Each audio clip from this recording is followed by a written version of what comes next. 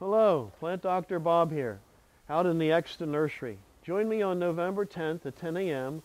when we're going to discuss proper pruning of the trees and shrubs.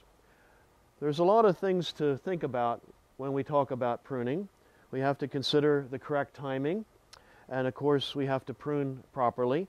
Usually we prune right above an outward facing or sideways facing bud. You can see that this bay leaf tree needs to be reshaped. We prune things to keep them a good shape and to keep them a right size in the landscape. And so I would come in and I would look and say, okay, I want to cut this right about in here to this outward facing bud, and that'll put this in good shape. And then of course I'll save my bay leaf to make some nice rabbit stew with this winter.